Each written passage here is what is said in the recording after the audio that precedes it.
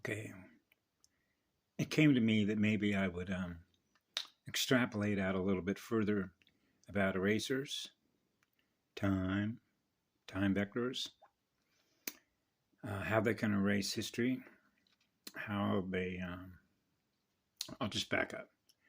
When I was a child, and you sort of have, it's not sort of, you have, you already know your future. Okay. And so, as a matter of fact, you already know you're going to be back. And you already won. And I knew that as a small child. That's why when I was about 8 years of age, I looked up and I said, I don't want to do this. Because you already know everything that you're going to experience in the future is like jumping into the underworld. Another way you could put that is the land of the crocodiles. Okay. Because you realize that, at least when I was born and I read my first newspaper and I began realizing what was here energetically, or if you will, that was a lower state of consciousness, which was magnetic space, which was negative, right? So you realize, because you're measuring how much love is being run through the circuits of everything that is here versus what you are, so you're experiencing all the resistance. So rather than getting into all the circulation of libraries, which are databases of collating and sorting information and what you choose to put in RAM, right? Then as a child, what I had to choose is what I'm going to put in RAM and what I don't want to put in RAM. And the decision maker on that was called the future. Okay. Which means it's going to have value now, which means I'm willing to load the program, even though I know that the program is not what I am, because it's not what love is. So you're basically running a simulator program, because that's, anybody that's a vocab teacher will tell you what an artifact is and how it's produced. Okay. So for example, if you've got a concept in your mind and you are an architectural designer, and then you can write it all out, design it using all the tools and templates that an architect or a draftsman will use, and then it will draw the dimensions like a blueprint, if you will, which is a template, comes up with a bill of materials that says this is what it's going to look like, here's a picture of it, and these are the specifications, and these are the materials upon which it's going to be built. But an architect doesn't build it. They submit it because they're an engineer or an architect, and then you're going to have it put out for like a request for a proposal. You're going to have somebody else build it. Those materials that come to build what essentially is an artifact come from Mother Earth. So in other words, they strip the planet of its resources in order to build the things that they sell to us through all their billboards, magazines, mass media, et cetera, et cetera, et cetera. And they want you to, if you will, follow the material pathway, which is a left-hand path of set, okay, in order to accumulate greater density, right, rather than running a higher speed. Because it takes an enormous amount of electrical power, electromagnetic power, to produce all this stuff. So now you get into the simple addition and subtraction between what I call the energy accumulators and the energy givers. And if they're not in balance, what happens? Your water worlds are in a turbulent state. So what I realized as a child, that they were already in a race against time, because they knew we were coming back, because time works differently here than it does there. Okay? So what you realize is I become aware of what everybody's aware of, which is loaded in RAM, right? And then you begin to realize how things change over what's called time-space vectors. What you're aware of now that you weren't aware of before, because the amount of information that's being processed is not the same as it is before. So if you're not able to hold an enormous amount of information about what has been presented to you and why they're presenting it at the moment that they're presenting it, then you would be operating, if you will, off of just the same library, which is very small. Now you get into perception, larger libraries, building larger libraries of information based on everything that you're experiencing, you become aware of. So one of the things I realized that they know how to do is they want to remove information that is important for you to know, because you realize how they do it.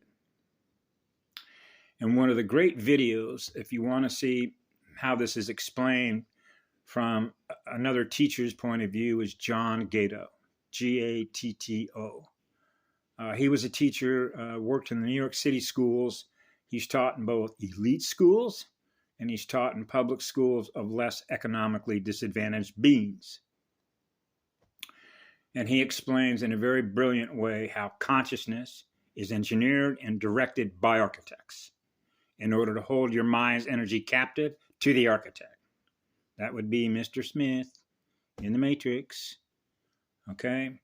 So what I realized when a lot of the books that I was reading while I was experiencing everything I was experiencing, then you realize what we call change over time.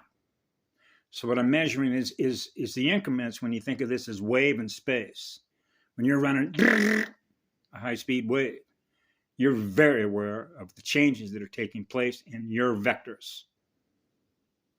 And now you begin to realize it's pretty easy to know what the future is going to look like based on the energy between loss and gain.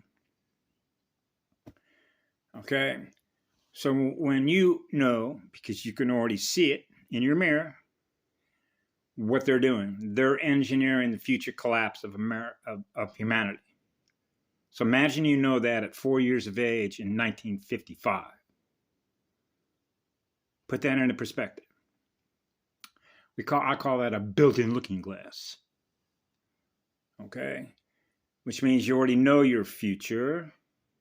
Based on the future they're trying to engineer because they have the technology to do it. And that's when you get into how they can come in and erase your memory so you don't remember what they did to you through their Frankenstein experiments. When you realize this at such an early age, you realize how they do it. To maintain control over what they do not love, which is mankind. That's the one. That's Adam and Eve. Okay? And it ought to be pretty simple to figure out why that is. And this is one of the reasons what drives their worship into AI and technology. Okay? And that is because they're not willing to do the inner soul work so that they can raise their state of vibration, become what love is, and become what the law is. Instead, they are always looking for shortcuts by forming networks of conscious formations in which they collaborate together. And a good example of that is just connect all the different universities on the planet, all the schools with all the scientists, all the mathematicians, all the biologists, and see what they're all doing together through all of their trade journals, because I was looking at them as a small child. And it was obvious to me this is weaponized consciousness because you're in the underworld. Which means this is all about self-interest, which is self-interest is self, which is X. Which means they don't have any interest in doing anything on your behalf, which is humans with a soul. It's all about them, which means it's all about service to self. So when you're service to self and you want to be free because you are what love is, they know you're more powerful than they are because you're not held captive by all the accumulation of a lot of matter things that have value through the way in which they set up a money system. So they love to be able to engineer the time and the space of which you experience by what they load into RAM. That's right, which is all the programming. And I watched a short little video about stereotypes, like a stereo receiver and transmitter, because I heard that word when I was a child. A stereotype, like a phenotype, like a haploid. So now you get into measuring the energy and who are you? What is the nature of your spirit? Because at the end of the day, this is a spiritual war. Okay? It's not what you look like. It's what you do with your energy. And that's what gets measured on a larger universal scale, which is the minus/the plus. And they used to call it karma, which is really energy debts. So you know that there is absolutely no way they could ever reconcile, they could ever repay for their crimes. Ever. Because that's not the nature of the way that they use energy, and that is not the nature of their spirit. So you can see what the solution is, and that solution is here. That's why everything that's going down now is going down the way that it is. And if you want to go see a great example of that, go look at Planet Shields with Yellow Rose for Texas. It's all there in living color. Have a nice day. I love you all.